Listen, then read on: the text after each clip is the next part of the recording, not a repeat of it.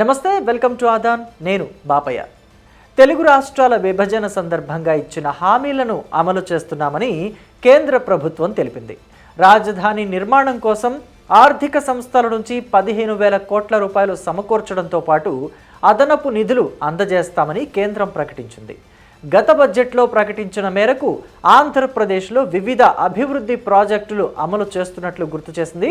2024-25 బడ్జెట్లో చేసిన ప్రకటనలు, వాటి అమలు స్థితిని కేంద్రం వివరించింది.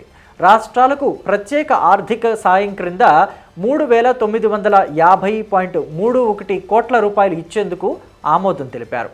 2024 డిసెంబర్ 24వ తేదీ వరకు 3,685.31 కోట్ల రూపాయలు విడుదల చేశారు.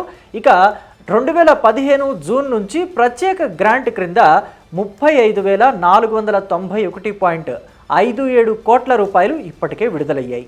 ప్రపంచ బ్యాంకు, ఆసియా అభివృద్ధి బ్యాంకుల నుంచి రాజధాని అమరావతి నిర్మాణానికి సుమారు 13,000 కోట్ల రూపాయల ఆర్థిక రుణ మంజూరుకు చట్టపరమైన ఒప్పందాలు జరిగాయి. పోలవరం ప్రాజెక్టును త్వరితగతిన పూర్తి చేయించడం కూడా అందులోనే ఒకటి.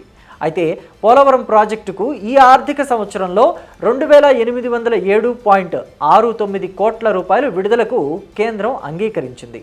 విశాఖపట్నం, చెన్నై పారిశ్రామిక కారిడార్ పరిధిలో కొప్పర్తి, హైదరాబాద్, బెంగళూరు పరిధిలో ఓర్వకల్లు వద్ద నీరు, విద్యుత్తు, రైల్వే, రహదారులు తదితర మౌలిక వసతుల కల్పనకు కేంద్రం అదనపు నిధులు సమకూర్చనుంది.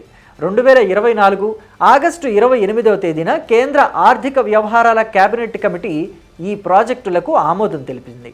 అయితే కొప్పర్తిలో భూమి విలువతో కలిపి 2,136.51 కోట్ల రూపాయలతో పాటు ఓర్వకల్లులో 2,786.10 కోట్ల రూపాయల ప్రాజెక్టులకు కేంద్ర మంత్రివర్గం ఆమోదించింది.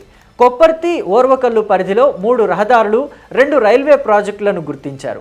ఓర్వకల్లు పారిశ్రామికవాడ ప్రాంతంలో వెల్దుర్తి నుంచి హుస్సేనాపురం, సోలాపూర్ నుంచి కర్నూలు, కర్నూలు నుంచి ఆత్మకూరు రహదారులను అభివృద్ధి చేస్తున్నారు. మరికొన్ని రోడ్ల పనులు జరుగుతున్నాయి. గత ఏడాది కేంద్రం ప్రకటించిన రాయలసీమ, ఉత్తరాంధ్రలోని వెనుకబడిన జిల్లాలతో పాటు ప్రకాశం జిల్లాకి కూడా అభివృద్ధి కోసం నిధులు విడుదల చేయనుంది. ఇక 7 వెనుకబడిన జిల్లాల ఉమ్మడికి ప్రత్యేక అభివృద్ధి ప్యాకేజీ క్రింద 1,750 కోట్ల రూపాయలు విడుదలయ్యాయి. ఇక గత 2 విడతల్లో రాష్ట్రానికి కేటాయించిన 700 కోట్ల రూపాయలకు సంబంధించి వినిమయ పత్రాలను అందజేస్తే మరో 350 కోట్లు కేటాయిస్తారు. పూర్వోదయ పథకం క్రింద తీర ప్రాంతం అభివృద్ధి చేయొచ్చు. తూర్పు తీరంలోని రాష్ట్రాల అభివృద్ధి లక్ష్యంగా కేంద్రం సలహా కమిటీ ఏర్పాటు చేసింది. విజన్ ప్రణాళికలు రూపొందించారు. 45 జిల్లాల్లో ఆరోగ్యం, విద్య, వ్యవసాయం, జలవనరులు, మౌలిక సదుపాయాల కల్పన తదితర రంగాలకు సంబంధించి 49 పనితీరు సూచికలు రూపొందించారు. 168 బ్లాకుల పరిధిలో అభివృద్ధి పనులు అమలుకు ప్రయత్నిస్తున్నారు. అర్బన్ ఛాలెంజ్ ఫండ్ నిధుల కోసం సీరియస్గా ప్రయత్నిస్తే రాష్ట్రంలోని పురపాలక, నగరపాలక సంస్థల్లో మౌలిక సదుపాయాలను కూడా మరింత మెరుగుపరచవచ్చు. 1,00,000 కోట్ల రూపాయలతో పథకాన్ని కేంద్రం ప్రారంభించి ప్రస్తుతం బడ్జెట్లో 10,000 కోట్లు కేటాయించింది.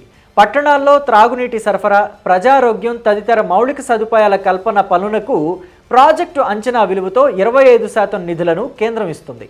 రాష్ట్రంలోని 123 పుర, నగరపాలక సంస్థల్లో రోజు 1,923 మిలియన్ లీటర్ల మురుగునీరు వస్తుంది. ఇందులో 545 మిలియన్ లీటర్ల నీటినే శుద్ధి చేస్తున్నారు. కొత్తగా మురుగునీటి శుద్ధి ప్లాంట్లు ఏర్పాటు చేసి సమస్యకు పరిష్కారం కనుగొనవచ్చు. ఇక ప్రధానమంత్రి జన్ వికాస్ కార్యక్రమానికి కేంద్రం నిధుల కేటాయింపు భారీగా పెంచింది. వైసీపీ ప్రభుత్వం నిర్వీర్యం చేసిన ఈ పథకాన్ని కూటమి ప్రభుత్వం తిరిగి ప్రారంభించింది. PMGVK పథకంలో భాగంగా రాష్ట్రంలో ఇండస్ట్రియల్ పార్కులు, స్పోర్ట్స్ సెంటర్లు, నైపుణ్యాభివృద్ధి కేంద్రాలు, సోలార్ ప్యానెల్స్ ఏర్పాటుకు ప్రతిపాదనను సిద్ధం చేసింది. ఇందుకు గాను 250 కోట్ల రూపాయల వ్యయం అవుతుందని అంచనా వేసింది. కానీ మైనారిటీల జనాభా దామాషా ప్రకారం రాష్ట్రానికి 95 కోట్ల వరకు మంజూరయ్యే అవకాశం ఉంది.